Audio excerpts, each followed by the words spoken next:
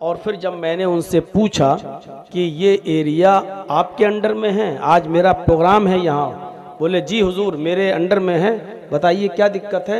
मैंने उनके सामने अपनी पूरी परेशानी रखी।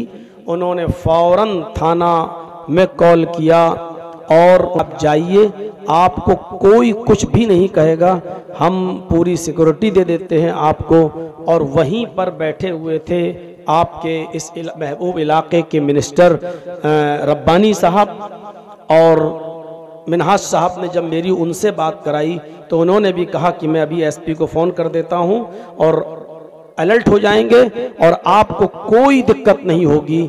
फिर जलसा कमेटी के लोगों ने पूरी जिम्मेदारी ली कि आप जितनी पुलिस जितना प्रशासन चाहेंगे हम लगा देंगे, लेकिन हमारी इज्जत दांव पे लगी है। आप एक बार और पहले भी नहीं आ सके थे, अपना कोई मामला हो गया था, हमारी बड़ी बेइज्जती होगी। अख्तर साहब और जिनके घर पे हम रुके हुए हैं, इन लोगों ने बहुत रिक्वेस्ट किया और गुजारिश की, बावजूद इसके कि मेरा यहाँ कोई ना भाई है, ना चचा है, ना कोई रिश्तेदार है।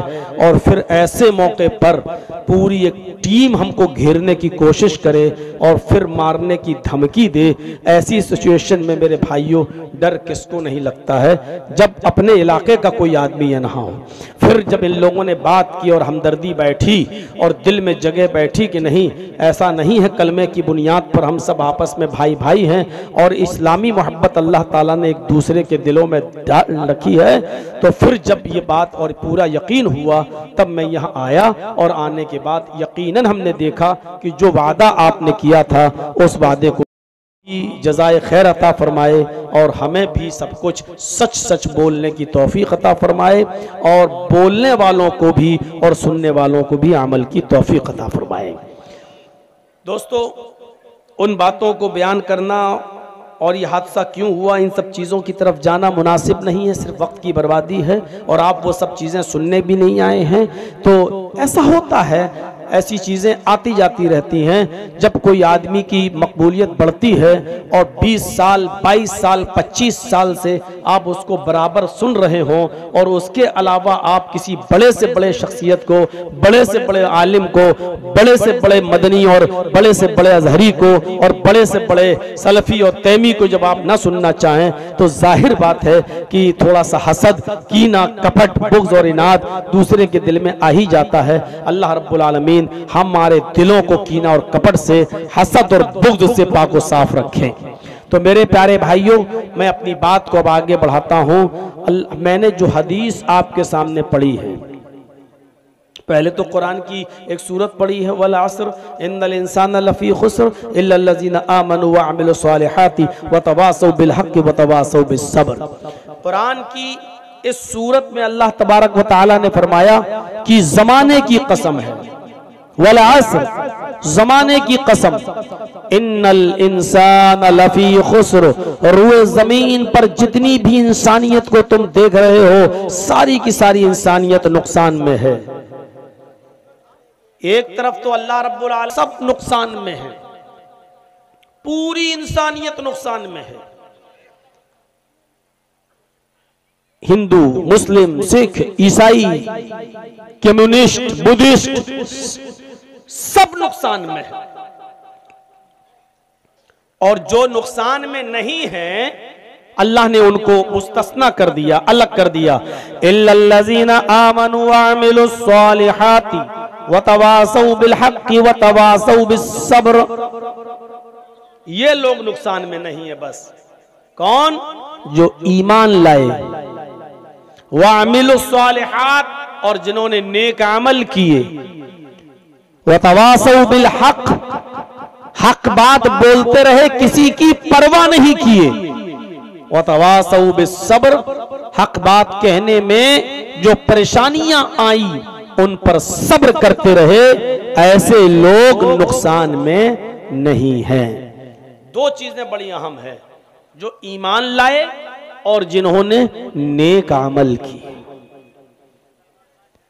सिर्फ ईमान काफी नहीं है,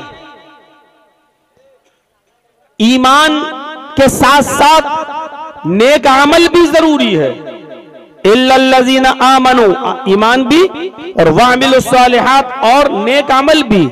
अगर आप सिर्फ ईमान तो लाए हैं लेकिन नेक अमल नहीं करते तो बेकार है, और आप सिर्फ नेक अमल करते हैं लेकिन ईमान नहीं है तो भी बेकार है। आप ईमान ले आए, हाँ ईमान है मेरा अल्लाह पर, आमन्तु बिल्लाहि व मलाइकतिहि व कुतुबी व रुसुल, आप ईमान ले आए, लेकिन न नमाज, न रोजा, न हज, न ज़कात, न दीन पर अमल, न इस्लामी हकाम और कवानीन पर अमल, कुछ नहीं, तो आपका ये ईमान बेकार है।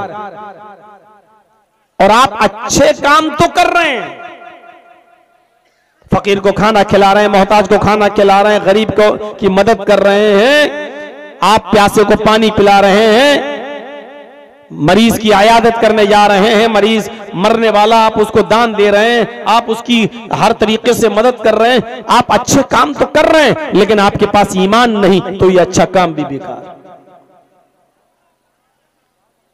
ईमान और अमले स्वाले दोनों ऐसे जरूरी हैं जैसे मोबाइल और मोबाइल में लगा हुआ सिम कार्ड।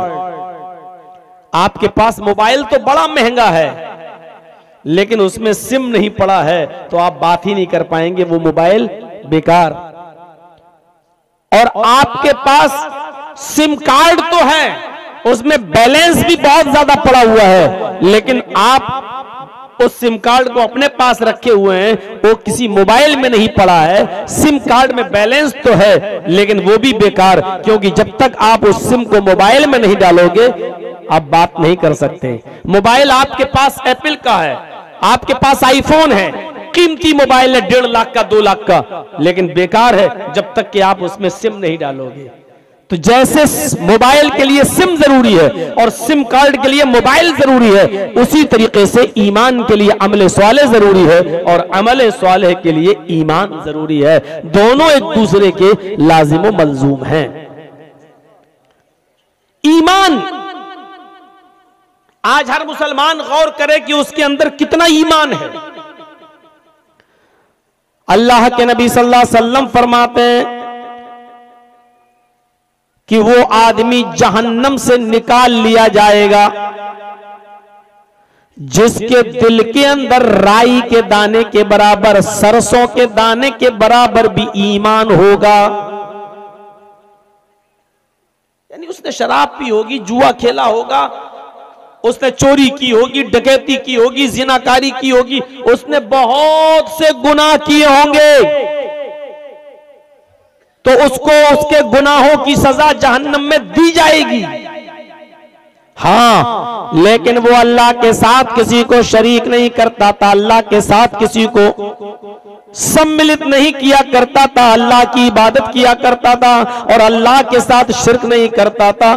तो ऐसा शख्स जिसके दिल में राई के दाने के बराबर भी ईमान रहा होगा, जहन्नम में अपने गुनाहों की सजा पाने के बाद इसको निकाल दिया जाएगा और जन्नत के अंदर दाखिल कर दिया जाएगा।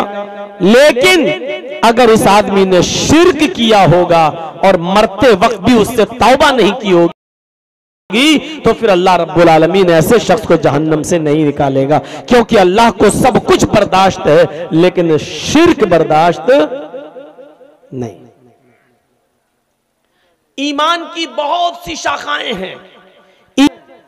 अल्लाह के नबी सल्लल्लाहु अलैहि वसल्लम ने फरमाया, ईमान बिज़उ व सबऊन शुअबतन, ईमान के 70 से ज्यादा दर्जे हैं, ईमान की 70 से ज्यादा शाखाएं हैं, 70 से ज्यादा, यानी बहुत से ईमान के दर्जे हैं, लेकिन 3 दर्जे अहम हैं जो बता दिए हैं। आज ये 3 चीजें मैं आपके सामने आज की तकरीर में रखूंगा, जरा देखिएगा ये 3 चीजें हमारे अंदर पाई जा रही कि नहीं पाई जा रही हैं। सबसे अव्वल दर्जे का ईमान क्या है और सबसे कमतर दर्जे का ईमान क्या है, ये 2 चीजें। पहले नंबर पर सबसे अफजल दर्जे का ईमान और दूसरे नंबर पर सबसे कम दर्जे का ईमान और तीसरे नंबर पर एक और चीज। बस ये 3 चीजें मैं बताऊंगा और उम्मीद है कि ये तीनों चीजें ही हमारे वक्त को पूरा कर देंगी। मेरे भाइयों, पहली चीज, ईमान की 70 से ज्यादा ब्रांचेज हैं। आज की तकरीर में 70 से ज्यादा ब्रांचेस को बता नहीं पाऊंगा। ईमान की वो सारी शाखाएं आपके सामने अर्ज नहीं कर सकता मैं, फरमाया अल ईमान बिज़ुन व सबून शोबतन, ईमान के 70 से ज्यादा दर्जे हैं।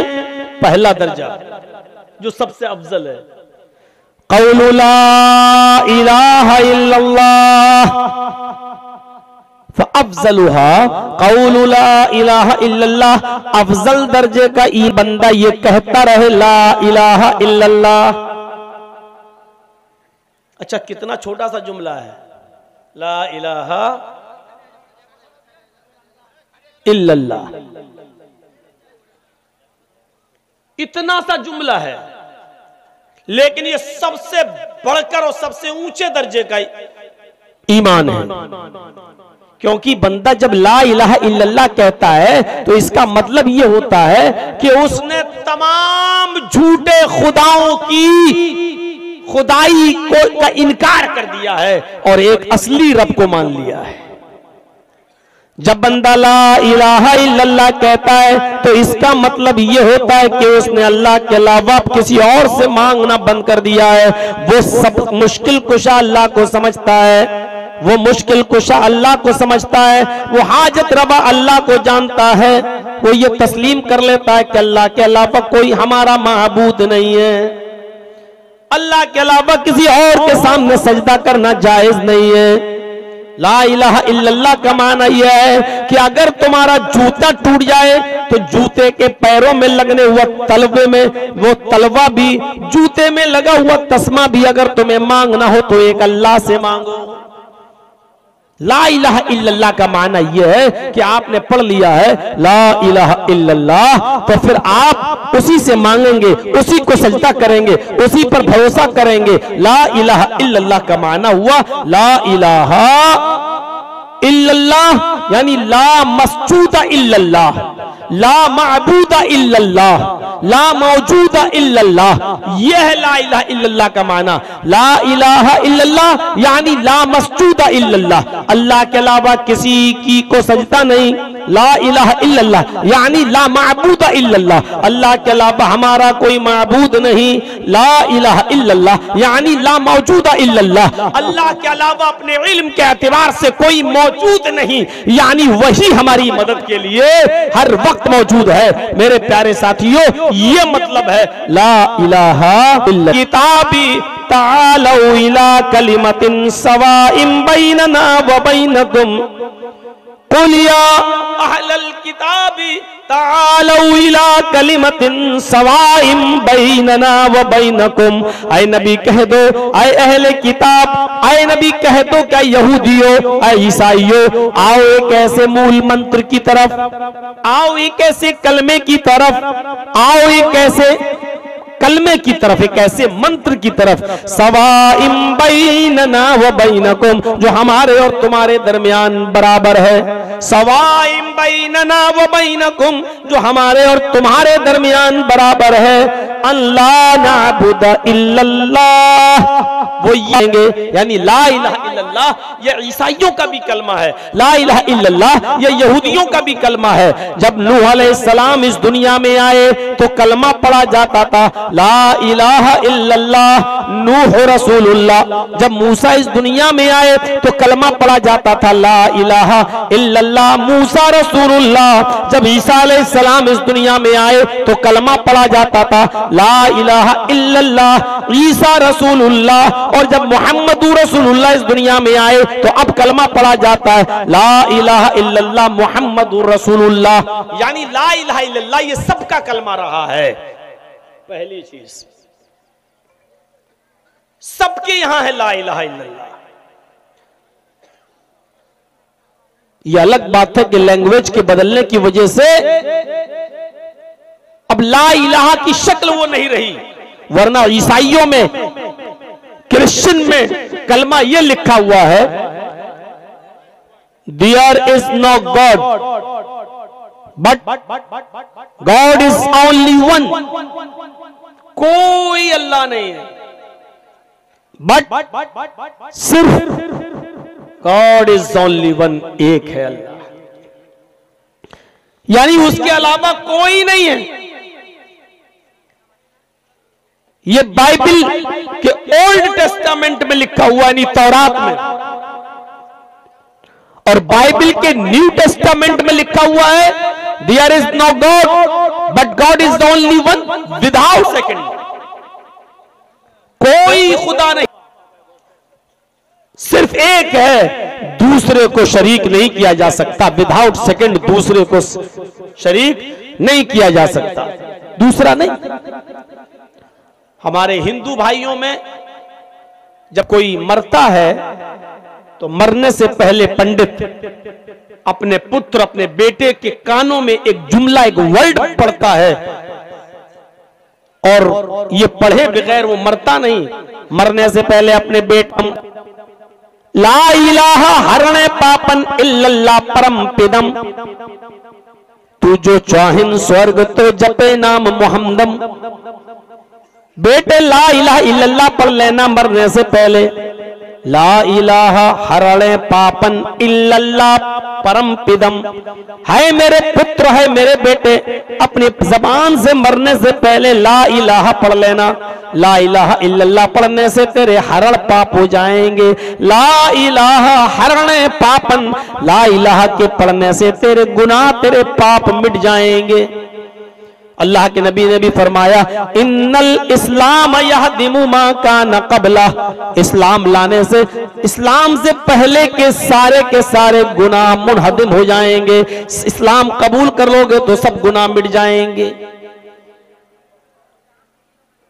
वेदों में लिखा हुआ है एकम ब्रह्मा द्वितीय नास्ति नास्ति किंचन, एक ही ब्रह्मांड का रचयिता और रचनाकार है, एक ही ब्रह्मा है, दूसरा नहीं। एकम ब्रह्मा द्वितीय नास्ति, एक ही ब्रह्मांड का रचयिता और रचनाकार है, दूसरा नहीं। ने बिल्कुल नहीं, ना ना हरगिज नहीं, किंचन है ही नहीं। इस ब्रह्मांड का, इस दुनिया का रचयिता और रचनाकार एक ही है, इस दुनिया का मास्टर क्रिएटर ऑफ यूनिवर्स एक ही है, दूसरा बिल्कुल नहीं है ही नहीं है, दूसरे का वजूद ही नहीं है। ये हिंदू धर्म की किताब भी कहती है। आपको शायद याद होगा, आपको शायद याद होगा, और न याद हो तो वाल्मीकि रामायण उठाओ। रामायण दो हैं, एक है तुलसीदास जी की रामायण और एक है वाल्मीकि जी की रामायण। तुलसीदास जी की रामायण है रामचरितमानस, और वाल्मीकि जी की रामायण है, उसको बोलते वाल्मीकि रामायण। तो वाल्मीकि रामायण बहुत पुरानी है, कहा जाता है कि वो 2000 साल पुरानी रामायण है हिंदू धर्म के आस्था और अकीदे के मुताबिक। वाल्मीकि रामायण में लिखा हुआ है जब हनुमान जी और लक्ष्मण ये दोनों सीता जी की तलाश में निकले और पहुंच गए श्रीलंका, और रावण से युद्ध लड़के, महाभारत लड़के जब सीता जी को प्राप्त कर लिया, वो सीता का जो हरण किया था लेकर चला गया था रावण, तो हनुमान जी ने और लक्ष्मण ने जब सीता जी को छुड़ा लिया, सीता जी को छुड़ा लिया, और सीता जी को जब लेकर रामचंद्र जी के पास आए कि लीजिए मैं आपकी पत्नी को ले आया, तो पत्नी जी, सीता जी ने अपने पति को देखा, रामचंद्र जी को, तो पत्नी जी अपने पति के पैर छूने लगी। ऐसे जरा देखिए, अब बीच से उठना बैठना बंद कर दीजिए भाई। तो पैर छूने लगी। थोड़ा बैठ जाइए, पीछे वालों को दिक्कत मत करिए, वो चिल्ला, अभी चीखने लगेंगे, कोई फायदा नहीं। बैठ जाइए, आप लोगों को तो दिख ही रहा है, पीछे वाले अगर शोर करने लगे कि हमको दिख नहीं रहा तो क्या फायदा। आप थोड़ा सा हमें कोऑपरेट करें, हम आप, अब देखिए आंखों में रोशनी आ रही फिर भी हम झेल रहे हैं, हम भी कुछ बर्दाश्त कर रहे हैं, आप भी थोड़ी सी तकलीफ बर्दाश्त कीजिए। तो वाल्मीकि रामायण में लिखा है जब लेके आए हनुमान और लक्ष्मण और सीता जी को दिया, सीता जी पैर छूने लगी रामचंद्र जी के, तो रामचंद्र जी ने अपनी पत्नी सीता को अपने पैर नहीं छूने दिए, ये पकड़ के उठा लिया। क्या कर रही हो? नहीं, कहने ने हम आपके पैर छुएंगे, हम आपका आशीर्वाद लेंगे, हम आपको प्रणाम करेंगे। पैर